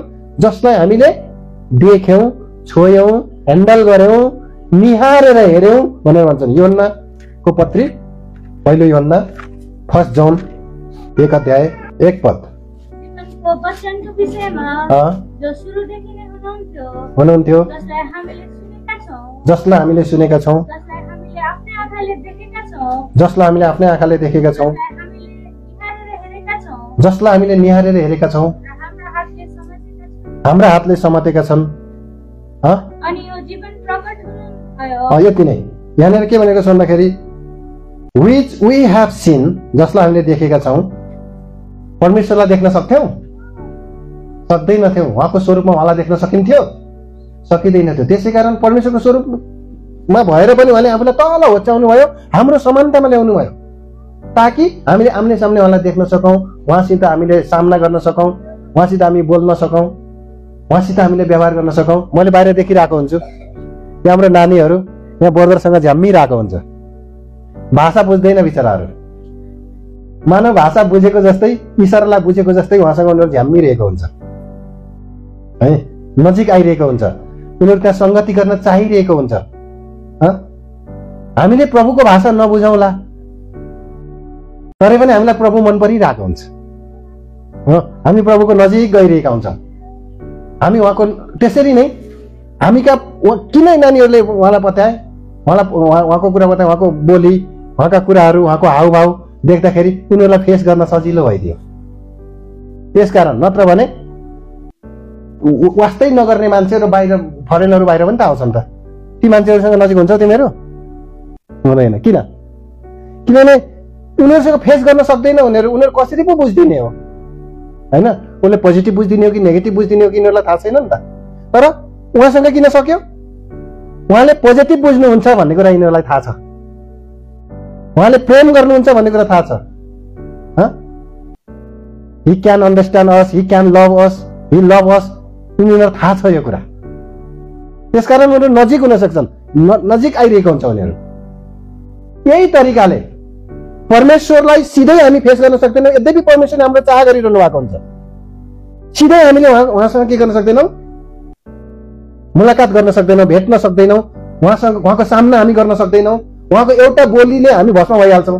उहाँले मेरो छोरा भनेर साह्रै राम्रोसित भन्नुभयो भने पनि त्यो बोली पनि खपि नसक्नु हाम्रो नाच्ने शब्द भइहाल्छ। त्यही स्वरूपमा उहाँले त्यो आवाज निकाल्नु भयो भने, किनभने त्यो पवित्रताबाट निस्केको त्यो आवाज हाम्रो अपवित्रतामा चाहिँ रियाक्सन भएर हामी खतम भइहाल्छौँ। बुझ्नुभयो? एकदम हामी खतम भइहाल्छौँ। त्यसैले त पावलले भन्छन् जे कुरा उसले देख्यो ती कुराहरू यहाँ जिब्रोले उच्चारण गर्न पनि मिल्दैन भन्छ उनले। उच्चारण गर्दाखेरि पनि नाश होला भन्ने डर हो कि के हो कुनै? त्यो वर्णनै गर्न नसक्ने अवस्था हो क्या त्यो चाहिँ। त्यहाँको पवित्रता र त्यहाँ देखिएका कुराहरू जो उसलाई कुन अवस्थामा देखाइयो उसलाई पनि थाहा छैन त्यो कुरा। तर यहाँ र मानिसको ओठबाट उच्चारण गर्न पनि मिल्दैन अरे क्या त्यो कुराहरू त। भने सुन्न मिल्छ? उच्चारण पनि हुँदैन, सुन्न पनि सकिँदैन, त्यो कुरा देख्न पनि सकिँदैन। यो हालतमा हाम्रो यो अहिले मानवीय यो माटोको शरीर भएको हालतमा हामी सक्दैनौँ। तर देख्न सकिने भएर, हामीले सामना गर्न सक्ने भएर, जुन परमेश्वरलाई हामी खेप्नै सक्दैनौँ, देख्नै सक्दैनौँ, त्यो परमेश्वरको छातीमा टाँसिएर यसरी बस्न योहन्ना सके कि सकेन? योहन्ना प्रभु यीशु मसीहको छातीमा टाँसिएर बस्थ्यो कि बस्दैन थियो? कति ठुलो प्यारको अनुभूति गर्थ्यो उसले, कति ठुलो लभको अनुभूति गर्थ्यो उसले कोसँग? प्रभु यीशु ख्रिस्टसँग। र पनि उहाँलाई त्यो भाषमा उसले चिनेको थिएन। प्रभुले पनि उसको बुझाइ अनुसार आफूलाई त्यही सीमामा राखिदिनु भयो ताकि उनीहरूलाई ठोकर नलागोस्। सामान्य भएर उनीहरूको अवस्थामा प्रस्तुत भइदिनु भयो। गालीलको झिलमा गए बटारिएर त्यही पुगिदिनु भयो। अनि चेलाहरूलाई चाहिँ लिड गर्नुभयो, उनीहरूका कमजोरीमा चाहिँ उनीहरूलाई सचेत गराउनु भयो। र पनि साथमा रहनुभयो, सँगै बस्नु, सँगै खानु, सँगै हिँड्नु, सँगै सुत्नु, सबै कुराहरूमा नर्मल भइदिनु भयो ताकि हामीलाई अप्ठ्यारो नलागोस्, उहाँलाई फेस गर्न गाह्रो नहोस् भनेर। एकदम हामी उहाँको नजिकमा आउने प्रबन्ध के गरिदिनु भयो? उहाँले मिलाइदिनु भयो। येशू ख्रिस्ट सेम पर्सन, परमेश्वर मानिस बनेर आउनु भएको पर्सन, जससँग हामी के गर्न सक्छौँ? अब संगति गर्न सक्छौँ, जससँग हाम्रो फेलोसिप हुन्छ, जससँग हामी बोल्न सक्छौँ, जससँग हाम्रो मनको भाव पोख्न सक्छौँ, जसलाई हामीले हेर्न सक्छौँ, निहार्न सक्छौँ, छुन सक्छौँ। तर आज त हामीले सक्दैन, किन जानुभयो। आज त पवित्र आत्मामा भएर हामी भित्र आउनु भएको छ। फेरि पवित्र आत्मामा भएर तपाईँ हामीसित व्यवहार गरिरहनु भएको छ। उहाँले हामी कति टेढा भयो तर पनि उहाँले हामीलाई छोड्नु भयो? छोड्नु भएन। उहाँ मुगुमा यो भाइ एक्लै हुनुहुन्छ, उहाँको परिवार एउटै परिवार छ। एउटा विश्वासी, त्यत्रा विश्वासीलाई छोडेर यो एउटासित बस्छु भनेर कहिले प्रभुले छोड्नु भयो तपाईँलाई? त्यो एउटा विश्वासीको साथमा पनि कति दिन बस्नुभयो तपाईँसित प्रभु? कहिले कहिले भेट्न जानुहुन्छ? कि तपाईँले प्रभुलाई पाएको दिनदेखि निरन्तर तपाईँसित हुनुहुन्छ? तपाईँले गल्ती गर्दाखेरि नि साथमै हुनुहुन्छ, त्यतिखेर के भन्नुहुन्छ होला? उहाँले गर्नु भएको छैन होला गल्ती, तपाईँले उदाहरण भनेको। उहाँले गल्ती गरिहाल्नु भयो अरे, हेर छोरा, मैले तँलाई चाहिँ तैँले मलाई स्वीकारेको दिनदेखि तँलाई मैले छोडेको छैन, म आत्मामा गएर तेरो साथमा छु। तर पनि तैँले मलाई नचिनेर मलाई व्यवस्था गरेर यस्तो यस्तो गल्ती गर्छस्, कति ठाउँमा तैँले यस्तो यस्तो बोल्छस्, कति ठाउँमा, मलाई उदाहरण मात्रै भनेको है, साँच्चै हेर्नु भन्नु होला, तैँले कति ठाउँमा झुट बोल्छस्, कति ठाउँमा तैँले मान्छेलाई हप्काउँछस्, गलत बुझ्छस्, गनगनाउँछस्, कति दासहरूको विरुद्धमा तँ बोल्छस्। त पनि त यस्तो गर्दो रहेछ, त कहाँ त आउँदिन, अब थियो गए बाई बाई भन्नुहुन्छ। निरन्तर आशा भरे दृष्टिले सधैँ उहाँसँग बसिरहनुहुन्छ। उहाँसँग मुगुमा बस्दाखेरि संसारलाई छोडिदिनु भयो उहाँले होइन, संसारका प्रत्येक कुना काप्चाका प्रत्येक विश्वासीसँग सँगै सधैँ बस्नुहुन्छ उहाँ। त्यसैले हामी त जुम्लातिरको मान्छे, गाउँका मान्छे, हामीलाई त परमेश्वरले त्यति ध्यान दिनुहुन्न होला, तल सहरतिरकालाई बढी ध्यान दिनुहुन्छ भनेर बुझ्नुहुन्छ तपाईँले न। परमेश्वरले सब मान्छेलाई साझा प्रेम गर्नुहुन्छ। उहाँलाई फेस गर्न गाह्रो छैन। अब उहाँलाई भेट्न सक्ने तरिकाले प्रस्तुत भइदिनु भएको छ उहाँ। त्यसैले योहन्नाले हामीले निहारेर हेऱ्यौँ, हाम्रो हातले छाम्यौँ, उसले सबै त भनेर छातीमा टाँसिएर बस्यौँ, सबै कुरा उसले भन्न खोजेको कुरा है। त उहाँ चाहिँ को हुनुहुन्थ्यो जसलाई ह्यान्डल गऱ्यौँ, कसलाई चाहिँ वर्ड अफ लाइफ, जीवनको वचनलाई रे। उहाँ त वास्तवमा को हुनुहुँदो रहेछ, जीवनको वचन हुनु रहेछ। यही योहन्नाले पछाडि गएर उहाँ चाहिँ इटर्नल लाइफ र को हुनुहुन्छ अरे, परमेश्वर हुनुहुन्छ अरे, सर्वशक्तिमान। कुन परमेश्वर भन्यो उसले, this is the true God, साँचो परमेश्वर एन्ड इटर्नल लाइफ, र अनन्त जीवन हुनुहुन्छ। यही जसलाई हामीले छोयौँ निहार्यौँ। कति त सजिलै तरिकाले उहाँको समीपमा आएर उहाँसित ह्यान्डल गर्दै गर्दै गर्दै गर्दै उहाँको कुरा सिक्दै सिक्दै उहाँको पाइलामा हिँड्दै हिँड्दै हिँड्दै हामीलाई त्यो परमेश्वरत्वसम्म, उहाँको समीपसम्म पुर्याउनको निम्ति परमेश्वरले अपनाउनु भएको एकदम स्पेसल ट्रिक, परमेश्वरको प्रबन्ध, उहाँको प्लान येशू ख्रीष्ट हुनुहुन्छ। यो अत्यन्तै प्रेमी हुनुहुन्छ। परमेश्वरको हामी कहाँ फेस गर्न लायकको अवस्थामा तपाईँ हामी परमेश्वरसँग बातचित गर्न सकौँ, परमेश्वरसित सङ्गति गर्न सकौँ भनेर उहाँको त्यो एउटा रूप हो येशू ख्रीष्ट। बुझ्नुभयो? जससँग तपाईँ हामी चाहिँ साथी जस्तो के गर्न सक्छौँ, व्यवहार गर्न सक्छौँ। यी नानीहरू साना साना छन्, उहाँ चाहिँ 62 को इयर्सको, तर फ्रेन्ड्सको जस्तो व्यवहार यिनीहरूले गर्न सकिरहेको छ कि छैन? हामीसँग पनि गरिरहेको हुन्छ यिनीहरू, म पनि जिस्किरहेको हुन्छु यिनीहरूसँग, फ्रेन्ड जस्तो। उनीहरूले यो व्यवहार गरिरहेको हुन्छ। त्यहाँ एउटा क्लिनिकमा एउटा नानी छ, जहिले त्यहाँ म जाँदाखेरि नजिक आउँदा भन्दाखेरि धक्स लाग्छ त्यो नानीलाई। फेरि हामी हिँड्ने बेलामा चाहिँ के भन्छ बाबुआमासँग, अङ्कललाई नजान भनिदिनुहोस् न। उसले हिन्दीमा बोल्छ त्यो नानी, अनि भन्छ अंकल जी को बता दीजिएगा कि वो यहीं रहे, ताकि ना जाए, हमारे साथ रहे, बता देना प्लीज। अपने बाप अपना पिता माता से वो पुकार करती है, यसरी तो पुकार गर्छ। म पनि उसको याद गर्दाखेरि जस त्यो भाव क्या उनीहरूमा चाहिँ एउटा फ्रेन्ड जस्तो खेल्न मन लाग्छ। परमेश्वरले यही चाहनुहुन्छ कि हामीसँग चाहिँ एकदमै ठुलो भनेर चाहिँ बोल्दाखेरि पैसा पर्ला जस्तो भनेर प्रस्तुत भइदिनुहुन्न उहाँ। कति त सेवा गर्नेहरू पनि त्यस्तै भइदिन्छन्। मलाई जिस्किएको मन पर्दैन, जिस्किएको हो साथी जस्तो व्यवहार गरेको पो त, साथी जस्तो व्यवहार गरेको है, नजिक भएको होइन। धेरै धेरै नजिक भइदियो भने यिनीहरू पछि टाउकोमा टेक्छन्। मान्छे चाहिँ यस्तो खालको सजग हुन्छ कि साह्रै होसियार के, अनावश्यक होसियार। त प्रभु येशू मसीह कहिले होसियार भइदिनु भएन। यिनीहरूले मेरो टाउकोमा टेक्छन् कि भनेर उनीहरूसित हेलमेल गर्नको निम्ति पछि पर्नुभयो, भन्नु भएन। मेरो टाउकोमा टेक्छन् कि भन्ने उहाँलाई कहिले चाहिँ डर भयो भएन, किनभने उहाँले चाहिँ उहाँसँग हेलमेल गरेको चाहनुहुन्थ्यो, उहाँसँगै लुटुपुटु गरेको चाहनुहुन्थ्यो, उहाँ उनीहरूसँगै सङ्गति गर्न चाहनुहुन्थ्यो। सिम्पल मान्छे भएर प्रस्तुत भइदिनु भयो उहाँ। कस्तो परमेश्वरको प्रबन्ध हो। अनि त्यसो हुँदै हुँदै हुँदै हुँदै हुँदै बिस्तारै कालबारी क्रुससम्म पुग्नुभयो। फेरि बौरी उठेपछि पनि फेरि भेट्नुभयो। भेट्दा भेट्दा भेट्दै भेट्दा भेट्दै प्रभुले आफ्नो पवित्र आत्मा सहयोगीको रूपमा पठाउनु भयो। आज पर्यन्त उहाँले हामीलाई मिठा मिठा वचन दिएर जानु भएको छ। फेरि भेट्न हामीले फेरि उहाँलाई भेटौँ, हामी उहाँलाई फेरि भेट्छौँ। आशा छ कि छैन? आशा छ। उहाँलाई सामान्य व्यक्तिको रूपमा भेट्छौँ हामी, तर बिस्तारै त्यो सामान्य व्यक्तिमा हामीलाई सामेल गराएर त्यो ग्लोरीमा पुर्याउनुहुन्छ परमेश्वरले, जहाँ हामीले परमेश्वरलाई आम्ने सामने देख्नेछौँ। अनि त्यहाँ देख्दाखेरि त हिजो देखेको येशू ख्रीष्ट त्यही परमेश्वरमै सामेल हुनुहुँदो रहेछ। अरे तपाईँ त यस्तो महान परमेश्वर हुनुहुँदो रहेछ। सिम्पल मान्छे बनेर हामीलाई चाहिँ यहाँसम्म ल्याइ पुर्याउनु भयो हामीलाई। त्यो दिन कुन शब्दले वर्णन गर्ने हो, कुन शब्दले वर्णन गर्नु? परमेश्वरको कति ठुलो योजना। त्यसै कारणले अहिले हामी केही जान्दैनौँ कस्ता हुने हो। जब उहाँ प्रकट हुनेछ हामी उहाँ जस्तै हुनेछौँ, छ कि छैन? पहिलो Yohanna 3:2 chapter 1 John chapter 3 verse 2 प्रियहरू हो, अँ, किन त हामी परमेश्वरका सन्तान छौँ अँ, अनि हामी के हुनेछौँ अँ, सो अहिलेसम्म प्रकट भएको छैन, प्रकट भएको छैन। तर हामी जान्दछौँ अँ, जब उहाँ देखा पर्नुहुनेछ जब हामी उहाँ देखा पर्नुहुनेछ, तब हामी उहाँ जस्तै हुनेछौँ, अँ, किनकि हामी उहाँलाई उहाँ जस्तो हुनुहुन्छ हुँ। त्यस्तै देख्नेछौँ। उहाँ जस्तो हुनुहुन्छ हामी उहाँलाई त्यस्तै देख्नेछौँ। त्यसै कारण यहाँ परमेश्वरको अद्भुत योजना जो तपाईँ हामी प्रति छ। त्यसै कारण यहाँनिर हामीले देख्छौँ यहाँ दोस्रो पत्रुसमा एउटा पद पढाउँ त, 1 अध्यायको 8 पदलाई पढ्नुहोस् त। यी माथिका कुराहरूलाई सबै समेट्न अस्ति हामी पारिवारिक सेवामा पढिसकेका छौँ। यी कुराहरू किनकि यी कुराहरू तिमीहरूमा छन् छन् भने र प्रशस्त हुँदै जान्छन् भने तिनीहरूले तिमीहरूलाई हाम्रा प्रभु येशू ख्रीष्टको अँ, पहिचानमा बेकम्मा र निष्फल नहुने तुल्याउँछ। हाम्रा प्रभु येशू ख्रीष्टलाई तपाईँहरूले जसरी चिनेछन् हामी एक दिन बेकममा नहुनको निम्ति माथिका कुराहरू अब यो एक एकमा वर्णन गर्दिनँ अहिले। अस्ति पारिवारिक सेवामा थोरै हामीले हेरिसकेका छौँ, पढिसकेका छौँ यो खण्डहरू है।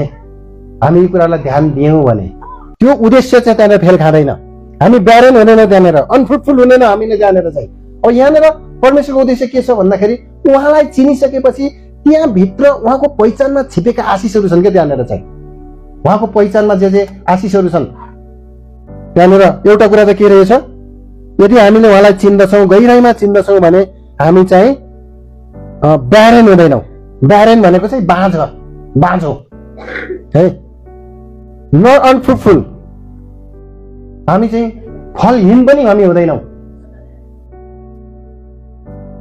अनि यहाँनिर भनेको छ in the knowledge of our Lord Jesus Christ, हाम्रा प्रभु येशू ख्रीष्टको ज्ञानमा हामी के हुँदैनौँ, ब्यारेन, एकदम केही नजानेको जस्तो, अनफ्रुटफुल। यसको मतलब उहाँलाई नजान्नु भनेको चाहिँ अनफ्रुटफुल हुनु रहेछ नि त। फल्दै नफलेको, धेरै वर्षसम्म नि फल्दै नफलेको अवस्था। नजान्नु भनेको चाहिँ त्यो अवस्था रहेछ भने जान्नु भनेको के रहेछ, आशिष निम्ताउनु रहेछ, फ्रुटफुल बन्नुपर्ने रहेछ नि त। हामी फलवान बन्नु हो भने हाम्रा प्रभु ख्रीष्टको पहिचानमा हामी अगाडि बढेर जानुपर्छ। हामीले प्रभु येशू ख्रीष्टको पहिचानमा हामी बढेर जानुपर्छ। अनि हामी ब्यारेन हुनु होइन भने चाहिँ एउटा लटरम्म फलेको बगैँचा जस्तो हामी हुनु हो भने चाहिँ अनि हामी चाहिँ प्रभुको पहिचानमा बढेर जानुपर्ने रहेछ। अनि बल्ल गीत गाउन सक्छौँ, मेरो हृदय हो येशूको बगैँचा, मेरो हृदय हो येशूको बगैँचा, यसको फल उनलाई आज दिनेछु, म उनैको निम्ति बाँचेर फलवान सर्वदा बन्नेछु, म उनैको निम्ति बाँचेर फलवान सर्वदा बन्नेछु। बल्ल भन्न सक्छौँ हामी फलवान भयौँ, उहाँलाई चिनेर गयौँ भने बल्ल हामीले धेरै किसिमको फलहरू ल्याउँछ। ती फलको विषयमा चर्चा नगरौँ होइन। यहाँनिर एउटा पद हामी पढ्नेछौँ, आउनुहोस् त। अर्को एउटा आशिषको विषयमा हामीले हेरौँ, उहाँको पहिचानमा भएका आशिषहरू। किन हामीलाई प्रभु ख्रीष्टको पहिचानमा बढ्नु भनेको, धेरै आशिषहरू रोकिएर बसेका हुन्छन्। उहाँलाई नचिने सँगसँगै हामी धेरै कुरामा ब्यारेन हुन्छौँ, बाँझा हुन्छौँ हामी। अब बुझिहाल्नु बाँझो खेत कस्तो हुन्छ, त्यहाँनिर केही उब्जिन्छ, बाँझो, त्यसलाई खनजोत गरिएकै छैन। त्यसले काम नलाग्ने झारहरू मात्रै उब्जिन्छ, राम्रो झार पनि उब्रिन्न क्या। काम नलाग्ने झारहरू मात्रै उब्जिन्छन् त्यहाँ है, नोक्सान पुर्याउने झारहरू मात्रै हुन्छन्, त्यसमा कुनै पनि कुराहरू हुँदैन, ब्यारेन, बाँझो। अब हामी चाहिँ फलवान बन्नु हो भने, धेरै आशिषहरू पाउनु हो भने, त्यो पहिचान प्रभु येशू ख्रीष्टलाई नचिनेको कारणले गर्दा धेरै आशिषहरू रोकिएर बसिरहेका छन्। नचिनेको कारणले क्या, चेक त छ हाम्रो हातमा, कागजमा लेखेको, घरमा खानेकुरा नभएर चाहिँ समस्या परिरहेको छ। कारण के हो, चेक भन्ने थाहा छ हेमन्तलाई? चेक भन्ने थाहा छ?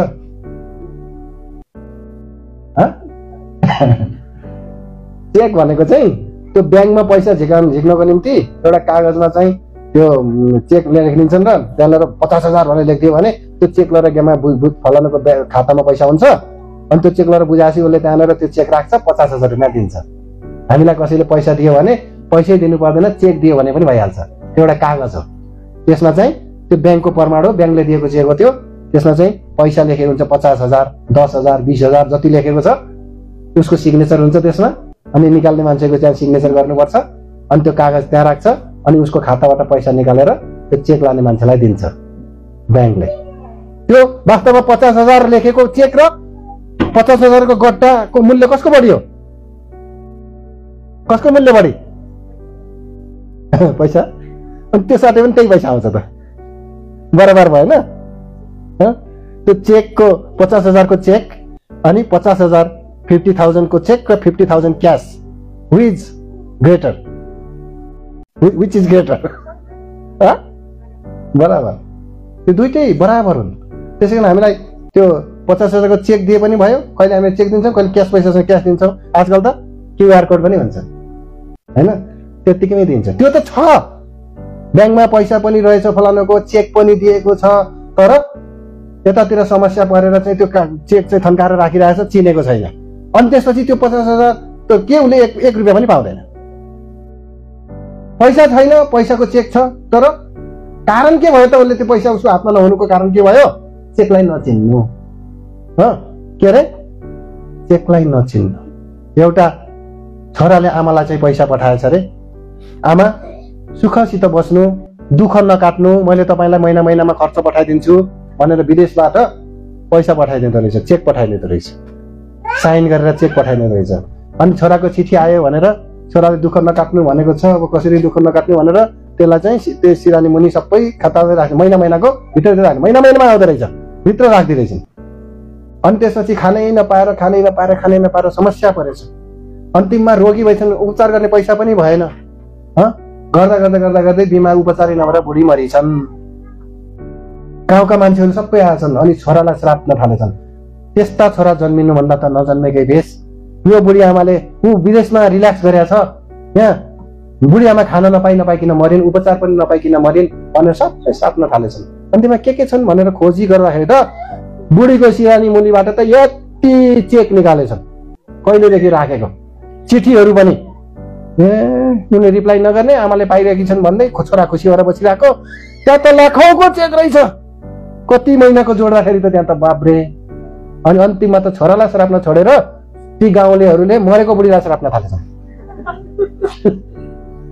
त बुढी, मूर्ख बुढी, तेरो बुद्धि नभएको, तँले चाहिँ कमसे कम यो चेक लुकाएर राख्नुभन्दा गाउँलेलाई छोराले के पठाएको भनेर सोधेको पनि त हुन्थ्यो।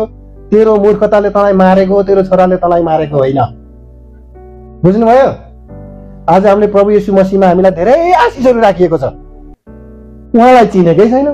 त्यो आशिषलाई, आशिष हाम्रो ब्यागै भरि छ, पकेटै भरि छ, जताततै आशिषै आशिष छ, सङ्गति भरि आशिषै आशिष छ, उहाँलाई चिनेका छैनौँ। अनि दुःखले चाहिँ गर्दै बसिरहेका हुन्छ, म त दुखी मान्छे भन्दै बसिरहेका हुन्छ त्यो नानीहरू। यो किन? नचिनेको कारणले गर्दा। त्यसै कारण प्रभु येशू मसीहको पहिचानमा जति तपाईँले वचन सुनेर आउनु भएको छ नि, अब म मेरा प्रभुलाई चाहिँ गहिराइमा चिन्छु, को हुनुहुँदो रहेछ उहाँमा मलाई राखिएका कुराहरू के रहेछन्, यी कुराहरू तपाईँले जान्दै जाने प्रयास गर्नुहोस्। यहाँ आउनुहोस् त, यहाँ एफिसीको पत्री 4 अध्यायको 13 पदलाई पढ्नुहोस् त।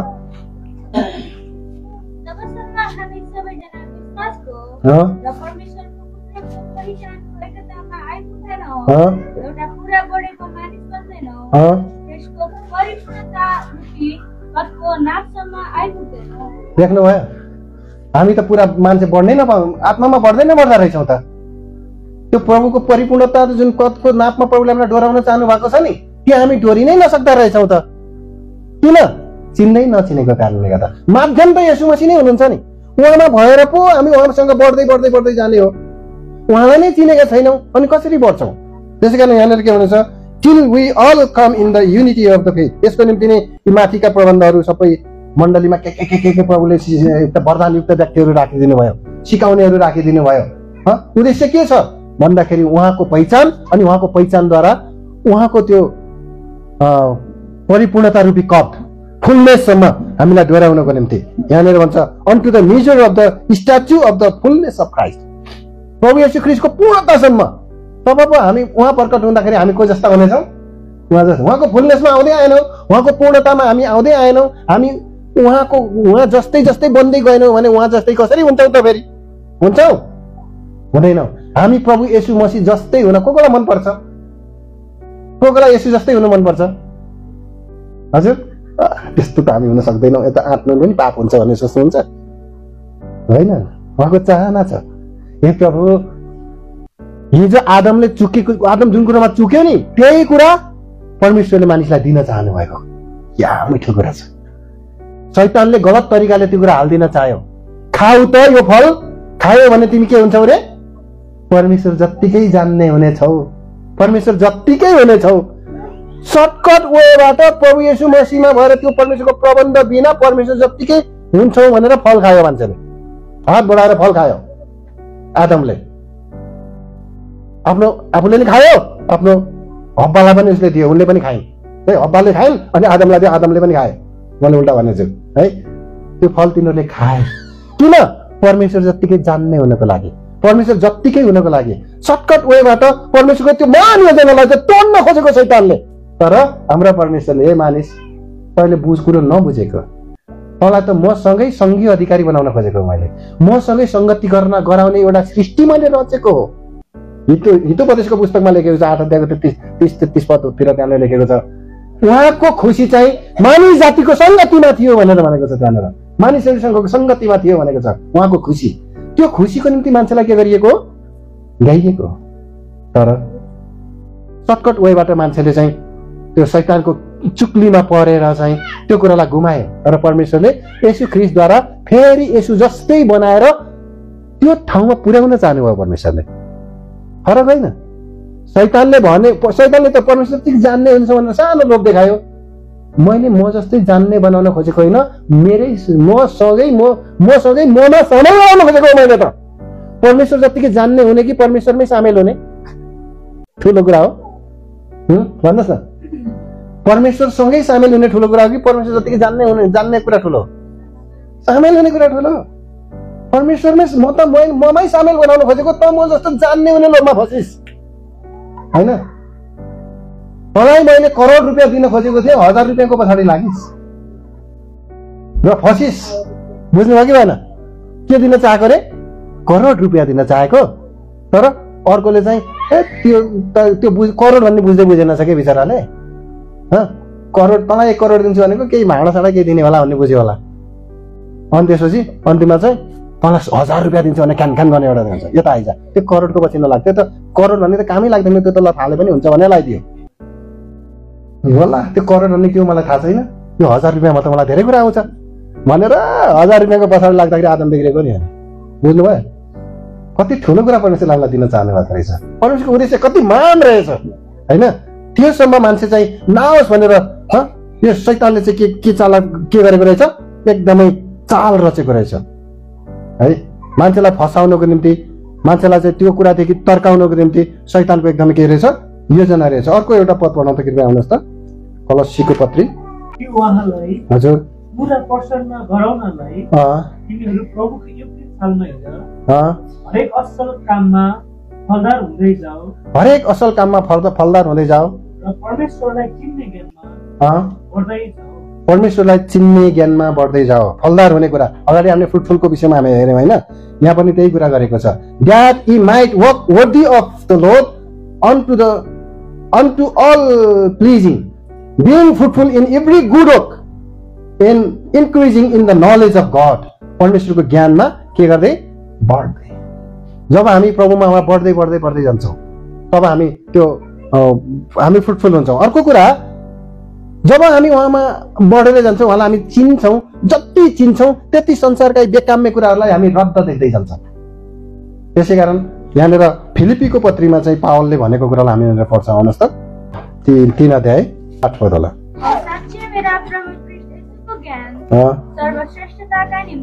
येशूको ज्ञानको सर्वश्रेष्ठताका निम्ति म सबै कुराहरू के गर्छु? हानिको ठान्छु। उहाँकै निम्ति मैले सबै कुराहरूको हानि खेपेँ।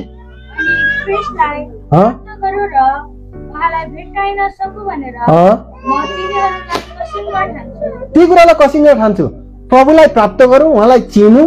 यहाँनिर नलेजको कुरा गर्छ क्या, नोइङको कुरा गर्छ यहाँनिर चाहिँ।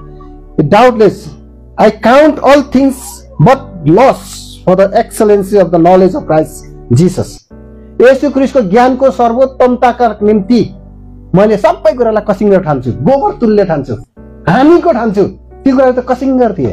आज हामी संसारको सम्पत्तिको नि पछाडि लागेर सङ्गति नै छोडिदिन्छौँ। आज हामीलाई संसारका कुराहरू हो चाहिन्छन् हामीलाई त्यो कुराहरू, तर प्रायोरिटी केलाई दिने भन्ने कुरा हो क्या।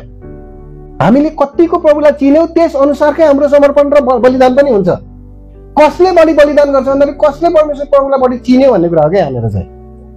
कतिले त प्रभुको निम्ति गर्न सक्दैन, किनभने उनीहरूले प्रभुलाई त्यो गहिराइमा चिनेकै छैन होइन। सबै कुराहरू जो हामीले प्रभुलाई चिनेको कारण सबै कुराहरू हाम्रो निम्ति प्रभुमा राखिएको छ। आउनुहोस् त दोस्रो पत्रुसको पत्री 1 अध्यायको 3 पदलाई पढ्नुहोस् त। प्रभु यीशु ख्रीष्टका परमेश्वर र पिता धन्य हुन् जसले आफ्नो ठुलो दया अनुसार यीशु ख्रीष्टको मरेकाहरूबाटको बौरी उठाइद्वारा एउटा जिउँदो आशाका निम्ति हामीलाई नयाँ गरी जन्माउनु भएको छ। कति? दोस्रो पत्रुस 1:3 कि पहिलो पत्रुस हो? जसरी उहाँको ईश्वरीय शक्तिले हामीलाई जीवन र भक्तिसँग सम्बन्ध राख्ने सबै कुराहरू उहाँको पहिचानद्वारा दिएको छ, जसले हामीलाई महिमा र सद्गुणद्वारा बोलाउनु भयो। यहाँनिर भन्छ according to his divine power hath given unto us all things that pertain unto life and godliness। जीवन र भक्तिसँग सम्बन्ध राख्ने ती सबै कुराहरू through the knowledge of him that hath called us, उहाँलाई बोलाउनु हुनेको जुन पनि ज्ञानद्वारा, उहाँको पहिचानद्वारा, उहाँको ज्ञान भनेको होइन के, उहाँको विषयमा हामीले पाएको ज्ञान भनेको, उहाँलाई हामीले चिनेको ज्ञानद्वारा ती सबै भक्तिसँग सम्बन्ध राख्ने ती कुराहरू हाम्रो निम्ति के गरेका छन्? राखिएका छन्। प्रभुले सबै कुराहरू तपाईँ हामीलाई दिने प्रबन्ध गर्नुभएको छ। त्यसकारण उहाँलाई चिनेनौँ भने हामीले यो कुरा पाउँदैनौँ। त्यसको मतलब त्यो एउटा चेक जस्तो जसले त्यो सबै कुराहरू त्यहाँनिर प्रोभाइड गर्छ। त्यसै प्रभुले सबै कुराहरू हाम्रो निम्ति जे कुरा चाहिन्छ र परमेश्वर मैनी उद्देश्यसँग सम्बन्धित कुरा छन् नि, ती सबै प्रभु येशू मसीहमा राखिदिनु भयो। त्यो कुरा तपाईँ हामीले प्राप्त गर्न सकौँ भनेर। मलाई यस विषयमा धेरै आशिषहरू छन्, बताउने मसँग समय छैन है, तर म एउटा कुरा तपाईँसित जोड्दछु। अब यो प्रभुको पहिचानमा जब तपाईँ हामी आउँछौँ तब हामी चाहिँ अनुग्रह प्राप्त गर्ने, अझै त्यो अनुग्रहको त्यो एउटा अस्ति मैले के शब्द प्रयोग गरेको थिएँ, एक्स फर ग्रेस होइन, अनुग्रह मल्टिपल हुनको निम्ति अझै अनुग्रह त हामीलाई दिइएको छ, अझै त्यो अनुग्रहमा बढ्नको निम्ति प्रभु येशू ख्रीष्टको पहिचानको अनिवार्यता। जति प्रभुलाई चिन्दै जान्छौँ त्यति अनुग्रहको प्रशस्तित्व मिजर नापलाई पनि हामी बुझ्दै जान्छौँ। त्यो कति धेरै प्रशस्त छ। आउनुहोस् त यो दोस्रो पत्रुसमै यसको 1:2 पढ्नुहोस् त।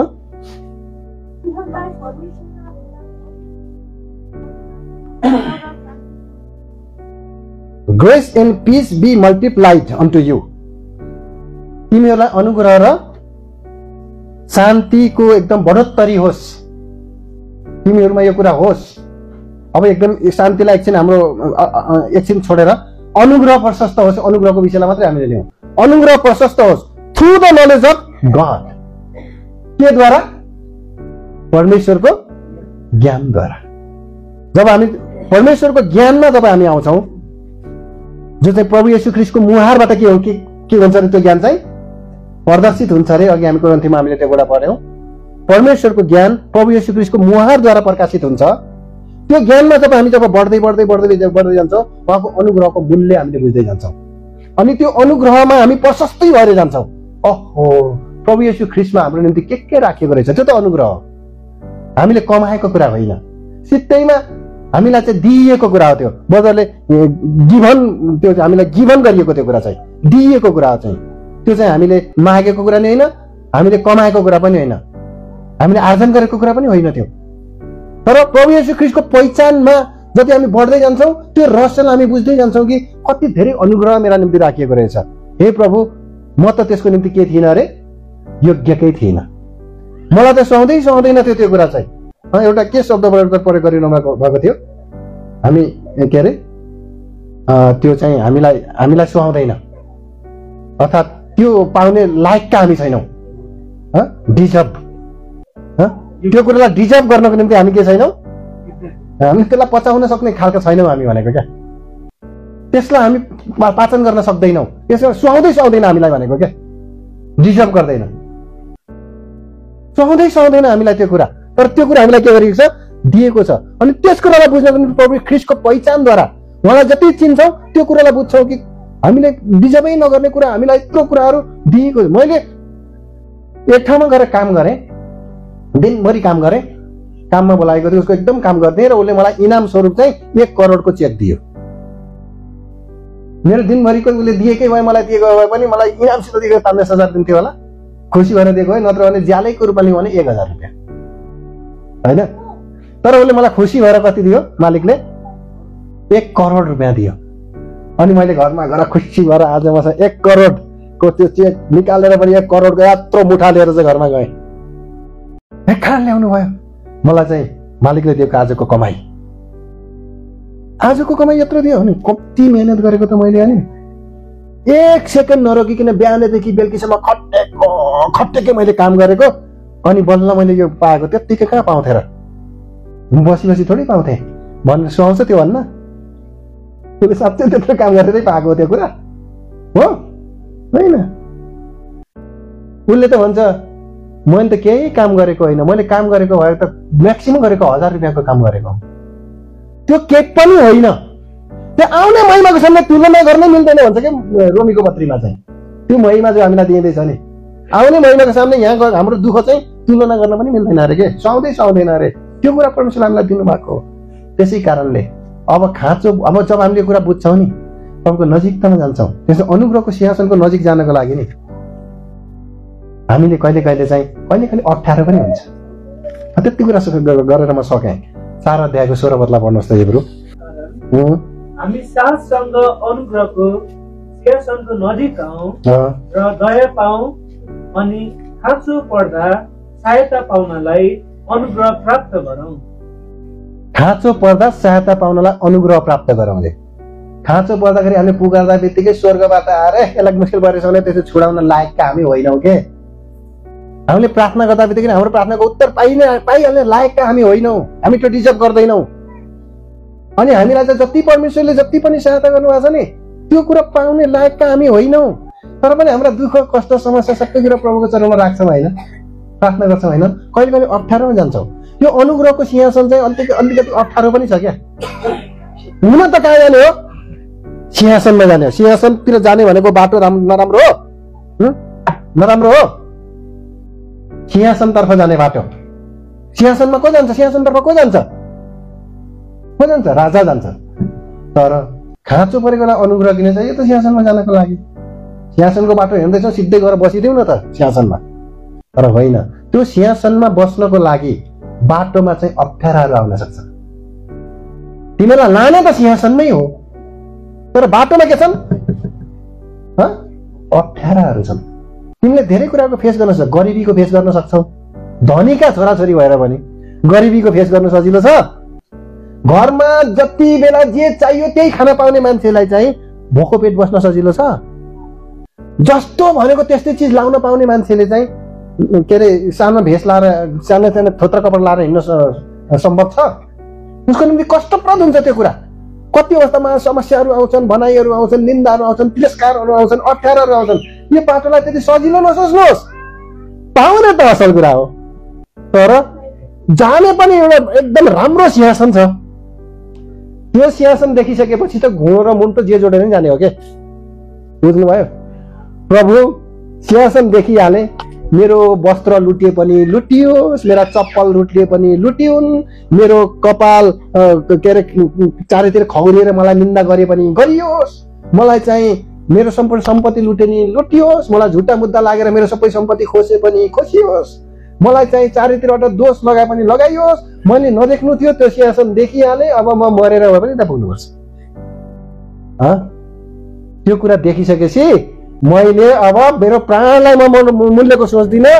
त्यहाँ त म जानै पर्छ प्रभु, त्यहाँ त म जानै पर्छ। हामी सक्दैनौँ, गाह्रो छ त के गर्छस् प्रभु? म प्रार्थना गर्छु, तपाईँ अनुग्रही हुनुहुन्छ। के हुनुहुन्छ अरे? तपाईँ अनुग्रही हुनुहुन्छ। मलाई खाँचो परेको बेला मैले के पाउँछु? एक्स्ट्रा अनुग्रह पाउँछु, एक्स्ट्रा अनुग्रह, एक्स्ट्रा ग्रेस। बुझ्नुभयो? 5 तोडा पाउनेले एक एक्स्ट्रा अर्को सिक्का पनि पायो कि पाएन? पायो कि पाएन? पायो। उसले चाहिँ इमान्दारिताको कारणले गर्दा। एक्स फर ग्रेस भनेको भने यो कुरा भनेको मैले हो। त्यसै कारण यो अनुग्रह पाउने लायकको काम गर्यौँ भने मात्रै हामी अझै एक्स्ट्रा अनुग्रहका भागीदार हामी बन्दै जान्छौँ, अझै पहिचान गर्दै जान्छौँ। त्यो कुरालाई हेरेर हामी पछि हटेनौँ भने, थाकेनौँ भने ठिक समयमा के पनि गर्नेछौँ, हामीले कटनी पनि गर्नेछौँ। तर बिचमै थाक्यौँ भने पहिला देखेँ जेसुकै होस् नपुगिन नि सक्छ, बरु यहीँ केही सुविधा छ भने अप्नाइहाल्छु, यो दुःख कसले उठाउँछ भन्यो भने पुगिन्छ त्यहाँ? हुँदैन। त्यसै कारण प्रिय हो, हर कुराहरूको यहाँ संसारमा हामीले फेस गर्नु पर्ला। अप्ठ्याराहरू आउलान्, नथाक्नुहोस्, नहार्नुहोस्।